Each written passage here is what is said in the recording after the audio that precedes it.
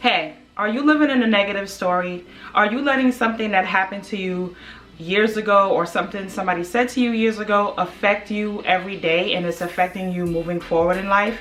If that's the case, please keep watching because it's 2022 and I'm going to help you get rid of that negative story and how it makes you think about yourself. Stay tuned. Hello, happy new year. If you're new to my channel, my name is Rasheedah and this is 40 to Happy. And I help motivate and inspire women going into their 40s to find their purpose in life. So if that's you, please consider subscribing and joining the community. I would love to have you join us and leave some comments in the comment section. Listen, coping with adulthood is not easy. I will be the first to tell you that being an adult sucks. Some of us have figured out a long time ago what we wanted to be when we grew up, what we wanted to do with our lives, and then there's us. What I want to chat about today is living in a negative story. I want to know if you're living in a negative story. I want to know if you are living in something that is preventing you from moving forward. We just cannot do that anymore. So I'm going to be really transparent with you today in this video. Hopefully I'm always transparent, but today I'm going to be very transparent. So my negative story is that I grew up with a lot of low self-esteem issues. And what happens when a child has low self-esteem issues, they grow up to be an adult with low self-esteem issues if they are not addressed. And mine were not. I never felt pretty enough. I never felt smart enough. I never felt good enough. I never felt like I was really good enough to do anything that I was interested in. If there was a play at school or a talent show, I would always get this feeling that I wasn't gonna either get picked or I just wasn't good enough. And as I grew into an adult, I continued to have that same thought process, that same low self-esteem, negative thinking about myself. It has affected my personal life, my professional life, and anything that I put my mind towards or my actions towards as an adult. I let having low self-esteem affect positions at work, things that I was dealing with in school, even signing up to go back to school as an adult. That low self-esteem literally traveled with me all the way to adulthood. You know what the worst thing about having low self-esteem is being a mom and a wife with low self-esteem. You would think that a person who's married, has a good job, and has children, has it all put together, right?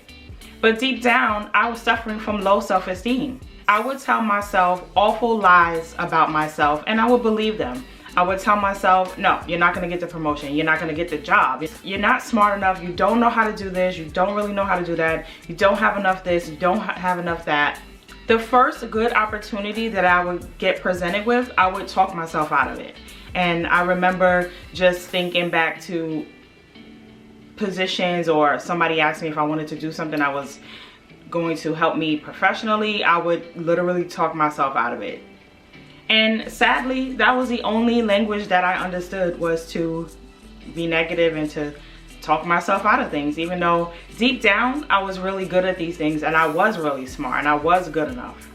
But as I approached my 40s, I started to change my mindset. But before that, I have a friend who is one of my best friends today, like very, very, very good friend. We started working together in our early 30s and he was going back to school for nursing at the time that we were working together, and I already have written off school and I was like, no, I'm never gonna go back to school. He encouraged me to go back to school as an adult. Like I said, we were like 35 years old, and he encouraged me to go back to school and encouraged me to look within myself and pull out those good qualities. He helped me realize the potential that I already had. He helped me out of that negative story. He taught me what a self-fulfilling prophecy was. And at that time, I had never heard that term before. I did not know what a self-fulfilling prophecy was. And it was exactly what I have been doing my entire life. Just the fact that if I thought I wasn't going to be good enough, if I thought I wasn't going to be chosen, I wasn't. If I didn't think I was going to get the job and they weren't going to call me back, I didn't get called back. Since then, I learned how to push forward and to give myself the benefit of the doubt and start loving myself and thinking about myself as a worthy person. And I only had good things to say about myself to myself. Do I get sidetracked? Yes. Do I think negative still sometimes? Yes. I'm human, and so are you. You're gonna have those days where it's just not happening today. I don't feel very happy. I don't feel very positive. Don't smile at me because I'm not smiling at you.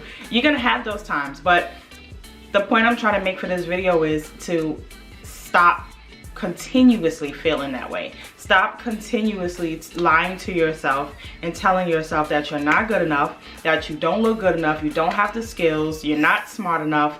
You have to acquire the skills for certain things, but when it all comes down to it, you are good enough for whatever it is that you're trying to attain. My negative story of low self-esteem has brought me to the point where, as a 43-year-old female adult, I no longer have those really bad days where I just feel totally worthless and I don't know this and I don't know that, I'm not good enough, they're not gonna want me. I don't have those really bad days anymore.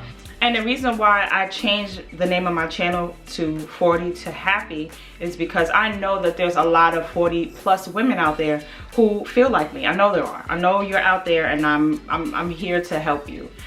Please leave me a thumbs up. Leave me some comments in the comment section. Tell me what your negative story is if you feel like sharing. I don't know if you want other people to know what your negative story is, but I feel like it's therapeutic to talk it out, especially with women in a community that are relatable to you.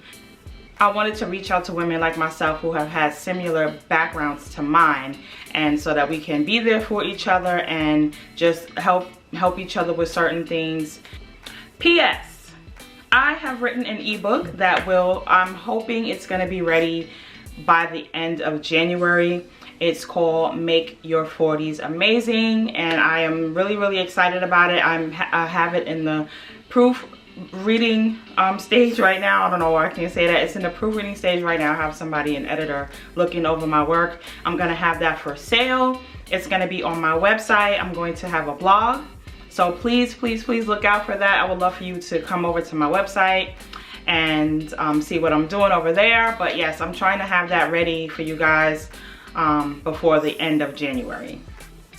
February 1st, the latest. So if I say that date on camera, it's gonna keep me accountable, and that'll get me to go working on my website and do what I need to do, you know what I'm saying? Hit the subscribe button, and I'll catch you in the next one. Bye.